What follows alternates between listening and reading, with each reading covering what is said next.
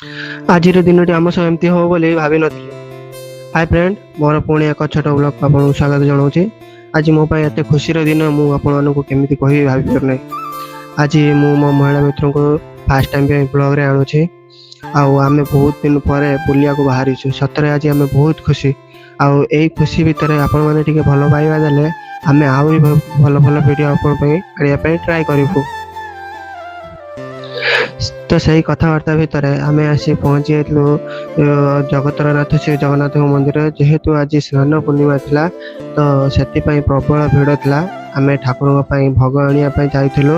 ସେଠି ନନା ମନା କରିଥିଲେ ଭିଡ଼ିଓ କରିବା ପାଇଁ, ତ ଆମେ ଟିକେ ଭିଡ଼ିଓ କରି ନନାଙ୍କ କଥା ମାନି ଆମେ ଭିଡ଼ିଓ ଅଫ୍ କରିଦେଇଥିଲୁ। ତ ମନ୍ଦିରରେ ଠାକୁରଙ୍କ ଦର୍ଶନ ସାରି ଆମେ ଆସି ଟିକେ ଡଙ୍କ ତୋରାଣି ପିଇଥିଲୁ।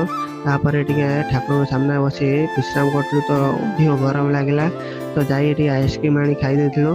ତାପରେ ଯେଉଁ ଆମ ଠାକୁରଙ୍କ ପାଖରେ ପ୍ରସାଦ ଖାଇବା ପାଇଁ ଆମେ ବୁକିଂ କରିଦେଇଥିଲୁ, ଆଗରୁ ଟିକେଟ୍ କାଟିଥିଲୁ। ତ ଯାଇକି ଆମେ ଟିକେ ପ୍ରସାଦ ପାଇଗଲୁ।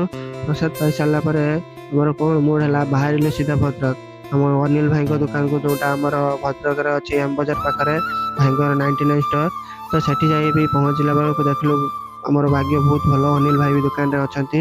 ବଟ୍ ଆମେ ଠିକ୍ସେ ଭିଡ଼ିଓ କରିପାରିଲୁ ନାହିଁ, କାହିଁକିନା ଆମର ଏଇଟା ଫାଷ୍ଟ ଭିଡ଼ିଓ। ତ ଏତେ ବଡ଼ କ୍ରିଏଟରଙ୍କ ସାମ୍ନାରେ ଭିଡ଼ିଓ କରିବା ପାଇଁ ଆମର ସାହସ ହେଲା ନାହିଁ। ତ ବେଶୀ କିଛି ଭିଡ଼ିଓ କରିପାରିନାହିଁ। ବାସ୍ ତାଙ୍କ ସହ ଟିକେ ଦେଖା କରି ଟିକେ କଥାବାର୍ତ୍ତା ହେଲୁ।